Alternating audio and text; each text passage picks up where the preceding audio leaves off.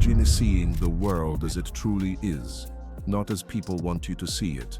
You're not a pessimist, nor a cynic, nor a naive idealist. You simply see, feel, and what you perceive doesn't always match what people say exists. You enter a room and immediately feel the tension that no one speaks of.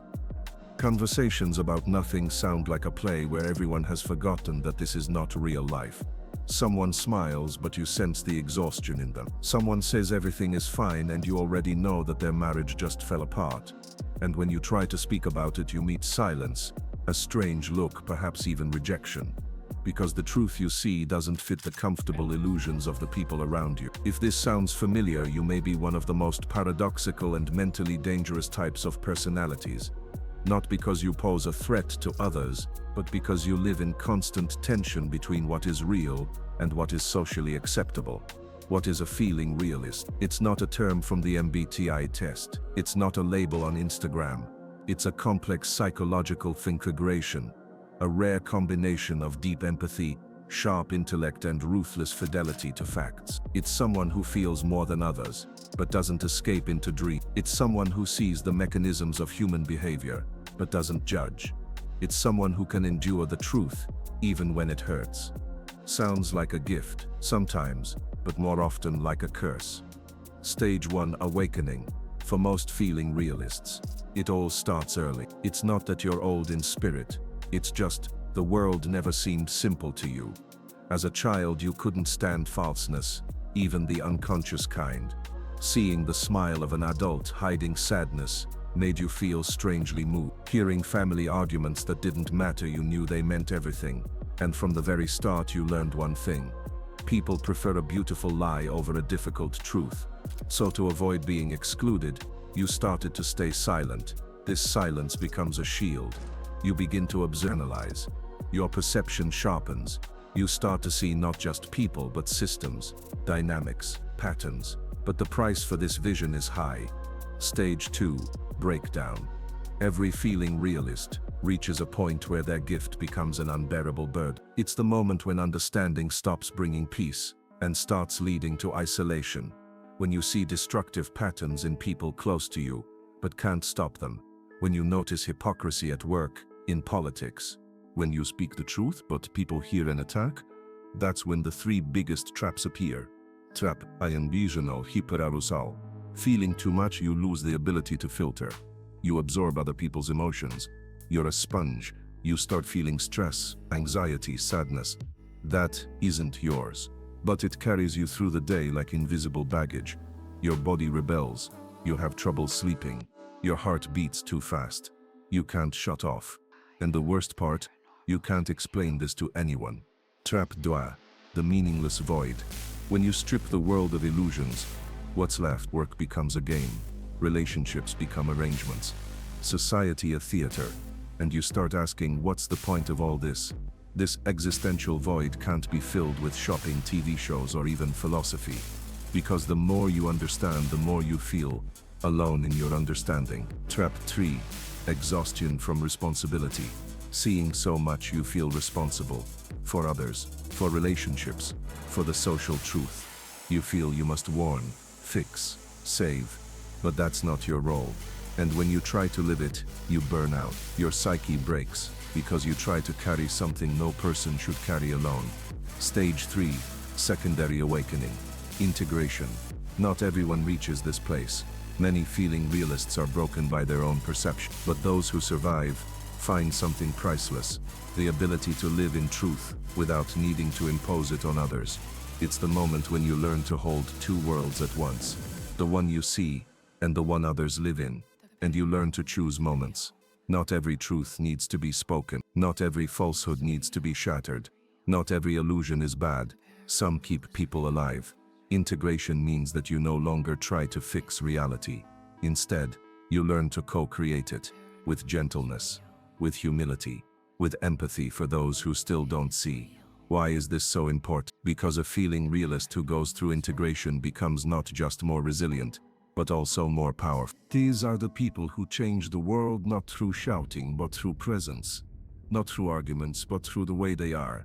not through domination but through a true encounter with another person. If you feel like you see too much, that you feel too deeply, that you carry something that no one else understands, you're not alone, and you're not strange. You are aware, and that awareness can be a burden, but it is also a path to a deeper life, to truer relationships, and to a calmer mind. But only if you stop fighting who you are, and start building from what you have, instead of suppressing it. Because as Camus wrote, there is no suffering so deep that it cannot be turned into strength, if only we dare to face it. Jung understood that intuition is not just the ability to predict or read between the lines. It's a full cognitive function that operates outside of time. It processes patterns, symbols, and hidden meanings in a way that seems irrational to the rest of the world. And that's why those who possess it often suffer before fully understanding its power. Intuitive minds are born with a sense of not fitting in. As children, they are seen as too sensitive, too quiet, or too thoughtful. Their imagination works like a satellite channel, receiving signals that no one else hears, and it's that silence between words that hurts the most. Intuition doesn't give you proof, it gives you insight, and the world requires proof. So you often learn to stay silent, to hide your knowledge, to play the game of rationality to avoid rejection. But the soul doesn't forget. Over the years the tension builds. You begin to dream more intensely. Glimpses of the future appear. You have premonitions that save your life, or complicate it. People disappear from your circle because they feel exposed. They say with you nothing can be hidden. And they're right. Your intuition strips them of their masks. And then comes the turning point, usually in the form of a crisis. Sometimes it's the breakdown of a relationship, the loss of a job, a sudden illness, something that forces you to stop. Because for years you've been using intuition against yourself. You've used it to fit in, instead of break free. But intuition doesn't tolerate caging. It leads you to the truth, whether you want it or not. This is the beginning of awakening. You begin to understand that what you felt your whole life wasn't weakness. It was a warning. Your soul tried to tell you something about people, about paths, about choices. Intuition doesn't want you to predict the future. It wants you to trust it. But trust comes only when you stop trying to understand everything. Logic won't save you. A trained mind can analyze, but only an integrated heart can know. And here's the crux.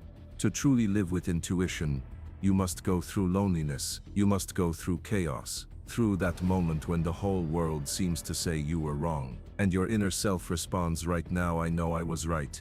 Intuition then becomes not just a tool for survival. It becomes a path.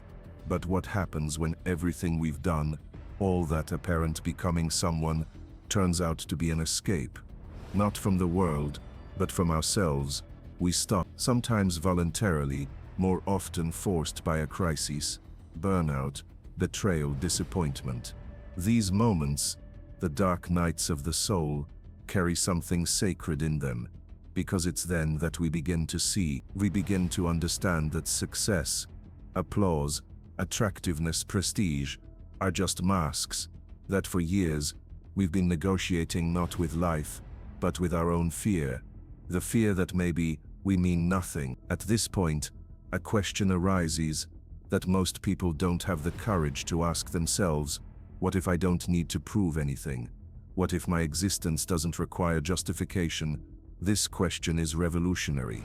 It destroys the entire social foundation, because the world is built on a system of conditional recognition. You will be worth something if, and true philosophy, spiritual existential philosophy answers, you are. And that's enough. But it's not about passive acceptance. It's about stepping out of the role, breaking free from the game, letting go of the script written by other people's fears and expectations. This is the moment when a person doesn't so much achieve themselves, but returns to themselves. They no longer need titles to feel valued. They don't need applause to believe they are alive. They don't need to be seen, because finally, they see themselves. And only then can they truly begin to create. Not to be great, but to be real. Not to win the race, but to live in harmony with their own rhythm. Not to acquire, but to give from a place of fullness, not lack. This is where philosophy becomes the practice of inner freedom, no longer as a collection of theories, but as a way of being, as a silent yes, spoken to life as it is, with its pain, chaos, injustice and beauty. In this space, free from compulsion and fear, one can finally begin to love truly, because only those who don't need the other to feel their worth can love them unconditionally. Only those who don't need to become someone can be fully present here and now, without script, without masks, without the game, because maybe that's what it was always about. Not to achieve something, but to discover something, something that's been in us all along, just covered by the noise of other people's expectation. When we look back from this perspective, we understand that it wasn't about winning life, but about living it consciously. It wasn't about being the best, but being true. It wasn't about escaping loneliness, but meeting ourselves in silence. And then we begin to understand that the greatest revolution in today's world is not success, power or fame. The greatest revolution is being yourself, without the need to be anyone more. But what happens when we withdraw from social expectation, when we stop living the way we should, and instead ask, what do I really want? Who am I when no one is watching? For many, this is not freedom, it's terror. There's emptiness, silence, instead of the world's noise, a voice that doesn't sound familiar. It's this moment that existentialists described as the gateway to authenticity. Jean-Paul Sartre called it nausea, the feeling that comes over a person when they see the world as it is, devoid of inherent meaning, and they see themselves as being condemned to freedom. But not everyone manages to pass through that gate. For some, what lies on the other side is too brutal. It's easier to return to roles, masks, patterns, easier to pretend, easier to be liked than to be yourself. This is the drama of our times. The freedom we declare terrifies us. The choice, which we honor, paralyzes us. In a world that tells us we can be whoever we want, the hardest thing becomes being ourselves, because authenticity requires courage, loneliness, and sometimes rejection. People often ask, how do you find yourself? But the real question is, are you ready to pay the price for who you truly are? Because being yourself is not just following your dreams, it also means rejecting what you don't want, even if everyone tells you that you should. It's saying no to a world that expects you to stay silent. It's choosing your own voice, even if for a while it's the only one you hear. In this sense, as Camus wrote, the absurd man does not give up on life. On the contrary, he refuses to live by other people's rules. And although he knows that there is no ultimate meaning, he creates it himself, from rebellion, from freedom, from courage. But do we really want to know ourselves? Are we ready to see what has been hidden in the shadow, not by accident, but out of the need to survive? Because what we repress doesn't disappear, it waits, patiently. In every silence, in every sleepless night, in every relationship that falls apart, the shadow makes itself known. Carl Jung wrote, everyone carries a shadow, and the less it is integrated into the conscious life, the blacker and denser it is. The shadow is not only our evil, it is also our potential, our rejected desires, our deferred strengths. In reality, integrating the shadow doesn't make us evil, it makes us whole. But it's a difficult road, because it means we have to admit things we'd rather leave behind. Jealousy, a sense of superiority, the desire for dominance, attraction to what is unacceptable. And suddenly it turns out that true maturity is not about being good, but recognizing within ourselves what is dark, and finding a place for it. This battle doesn't take place external. It's not about defeating others, but about whether we can look ourselves in the eye when all the masks fall away. Jung noted that people often project their shadow onto others. We see in others what we don't want to see in ourselves. That's why we so often hate those who are too much like us, but have the courage to do what we suppress. That's why we condemn women who are too liberated, men who are too confident, people who don't apologize for their presence, because they remind us of that version of ourselves which we once hid to be accepted. So we begin to live not our own life. Polite trimmed, safe, but deep down we feel that something is wrong, as if we were actors in a play for which we didn't write the script. And this is why working with the shadow is so liberating. It's not about defeating yourself, but about reclaiming yourself. It's a painful process, yes, but no one ever said that truth was supposed to be comfortable. Truth is supposed to be liberating, and you can't be free if you've spent your whole life running from yourself. An integrated shadow doesn't turn you into a monster. It makes you human, truly human. Someone who knows their limitations but also their strength. Someone who doesn't pretend to be a saint but also doesn't become a tyrant. Someone who can say no not only to the world, but also to their own impulses. It's this person who can truly love. They can truly create. They can truly change the world because they no longer run from themselves. So maybe it's not a world that's so complicated. Maybe it's us who are complicated, because we don't want to admit how much within us has been neglected, rejected, hurt. The shadow is not a curse. The shadow is a map to truth, to courage, to meaning. And each of us must make a decision. Do we prefer to live peacefully but superficially? Or do we dare to go deeper, even if it means the collapse of illusions? Because it's only there, in that place without masks, without pretense, that true freedom begins. Not the one given to us by others, but the one we can only find within ourselves. But there is still one trap. The modern person lives in an era of hyper-awareness. We know we're being manipulated. We know advertisements lie, that politics is theater, that relationships can be self-serving. But this knowledge, instead of liberating us, often leads to cynicism, to an attitude where irony becomes a shield, and distance a new form of enslavement. We begin to view everything through the lens of, it doesn't matter anyway. And here arises the most hidden form of enslavement: resignation. No longer rebellion, no longer struggle, but indifference, a quiet acceptance that the world is what it is, cold, calculating, brutal, and we can only play our role as efficiently as possible. And here arises the question that may break this inertia. Are you really free if you are afraid to choose differently? Imagine that overnight you quit the job that's burning you out, or a relationship that's long lost its closeness, or a lifestyle you've built only so others would think you're normal. Do you feel when you think about it? Freedom? Or perhaps terror? Because this is where the paradox of freedom reveals itself. True freedom does not bring comfort, it brings unease. That's why Fromm said that man escapes from freedom, because it's easier to live by rules that someone else imposes. It's easier to fit into a pattern than to question it yourself. It's easier to be someone in someone else's eyes than to search for who we truly are. The shadow of choice.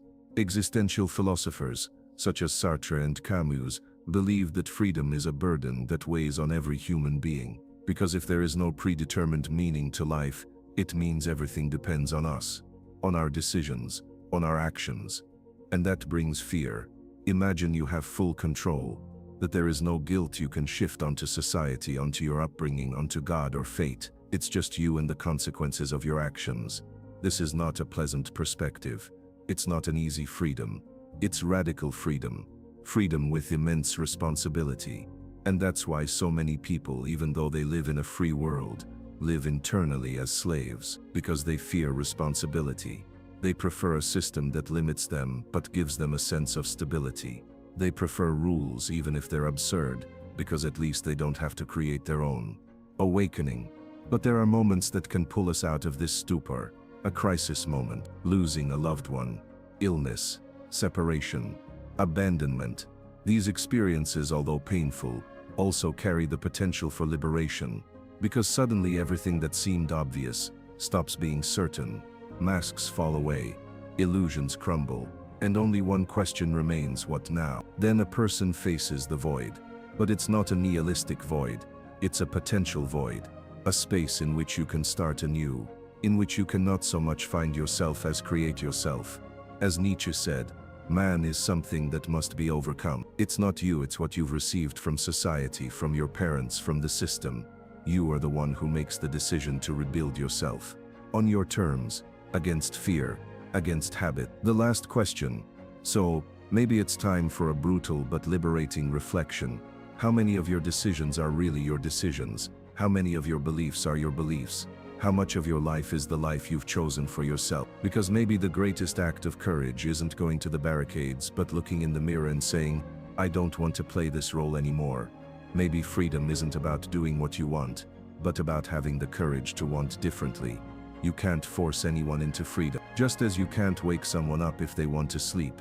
But if you've made it this far, if you're listening to that voice inside you that says this is still not me, it means you're already on your way. And the first step is to stop being afraid. Because the greatest fear is the fear of what you could truly become. It's really worth the risk to be free, because only then do you stop being a pawn and start being the author.